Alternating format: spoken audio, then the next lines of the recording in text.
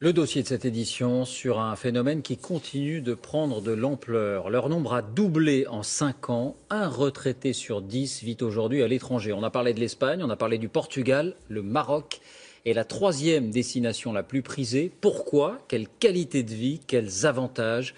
Dossier réalisé par nos envoyés spéciaux Anthony Joly et Tatiana Dalido. C'est la retraite dont ils rêvaient. Tremper les pieds dans la piscine au mois de décembre par 26 degrés. Depuis 3 semaines, Nicole et Patrick Play savourent la douceur de l'hiver marocain. On a un climat qui est vraiment exceptionnel, avec cette montagne qui nous protège. Et c'est un coin de paradis, quoi. C'est notre récompense. Voilà, la récompense de toute une vie. Depuis 5 ans, le couple passe 6 mois de l'année dans ce camping près d'Agadir. En 2010, un de leurs amis leur parle du Maroc. Ils visitent le pays une fois, le coup de cœur est immédiat. Lui, l'ancien électricien, elle, l'animatrice en grande surface, décide d'investir 45 000 € dans ce mobil-home de 60 mètres carrés. Sur la véranda 30 et sur le mobil-home 30, ce qui fait 60 mètres carrés au total et 15 mètres carrés de terrasse extérieure. Et vous avez la cuisine, le salon et à l'intérieur... Un grand salon-cuisine et 2 chambres pour accueillir leurs enfants et petits-enfants. C'est du camping sans être du camping, je veux dire, c'est du haut de gamme, quoi. Dans ce camping 4 étoiles, la clientèle est composée uniquement de retraités et quasiment tous de la même nationalité. Des Français ici, des Français aussi. Ils sont vraiment partout dans le camping. Voilà, c'est un petit village français. Tu vois le drapeau? Ça représente quel pourcentage là sur...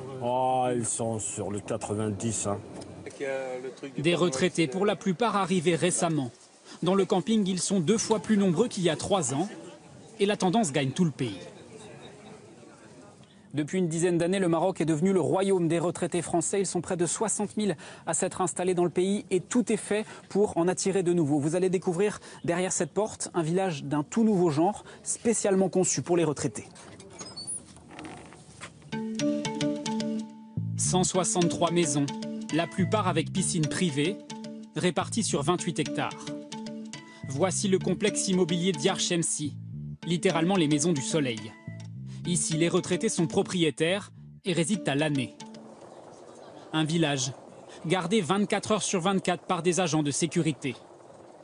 À l'intérieur de cette ancienne orangeraie, pas de voiture, seulement de longues allées un peu vides en ce début d'après-midi. C'est dans ce cadre calme que Mireille et Joël Bourguignon ont acheté cette maison il y a 3 ans. On rentre chez nous. Donc là, nous arrivons dans la salle à manger, cuisine américaine ouverte. Vous avez quelle surface là dans cette maison?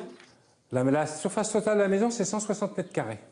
Surface à laquelle il faut rajouter ce jardin de 950 mètres carrés, avec piscine et vue sur les montagnes de l'Atlas. Ce qui a convaincu ces anciens employés de l'aviation d'investir au Maroc, c'est le prix de la maison, 300 000 €. C'est 3 fois moins qu'une villa équivalente dans le sud de la France. Vous auriez pu acheter une telle surface en France? Non. Honnêtement, non. Non, parce que acheter la surface en France, c'est bien, mais après, il faut vivre. Et quand on arrive à nos âges et qu'on va mettre 1 million dans quelque chose, il faut avoir ce million disponible, sinon ça veut dire que c'est reprendre des crédits jusqu'à quel âge? Ils ne se rendent désormais en France que quelques jours par an pour aller voir leurs enfants. Le mal du pays, ils ne le connaissent pas pour l'instant. On a la possibilité de remonter quand on veut en France. Je veux dire, il suffit de faire une réservation, un billet d'avion, 3 heures après, on est à Paris. Comme nos 2 enfants sont sur Paris, c'est pas plus compliqué que ça, quoi. Parmi la centaine de Français présents ici, le couple s'est fait des amis, comme le Lyonnais William Payès. Le tireur, c'est lui, là. Les pieds dans le rond, les pieds dans le rond. Cet ancien inspecteur des impôts est arrivé dans le village il y a 2 ans, sans connaître le pays. Mais le fait que tout le monde parle français ici l'a rassuré. Ici, tu vas rencontrer des gens, tu vas les voir, tu vas toujours discuter. Que ce soit même avec les Marocains, les jardiniers, tu parles français. Et ça, c'est important, parce que tu es quand même dans un pays autre que le tien. Et des fois, la langue, ça manque aussi. William Payès l'assure, les retraités du village ne vivent pas qu'entre eux. Lui, par exemple, se rend chaque semaine au souk avec sa femme pour faire quelques courses. Et il a même appris quelques mots d'arabe pour, dit-il, mieux s'intégrer. Eux, il faut un effort de parler le français. Moi, j'essaie de parler un petit peu berbère. Aller au souk, c'est aussi profiter d'un autre avantage du Maroc, des prix défiant toute concurrence. Je ramène souvent entre 7 et 10 kilos de fruits pour 70 dirhams, c'est-à-dire 6 €. Donc voilà, quand on sait le prix en France. Ici, en terre d'islam, William et Nicole Payès sont considérés comme des touristes. Ils savent qu'ils peuvent être pris pour cible par des terroristes comme lors des attentats en Tunisie, mais se sentent en sécurité dans le pays. Je suis lyonnais et je suis plus en sécurité ici. Tu vas prendre au marché, tu vas ailleurs. Hein.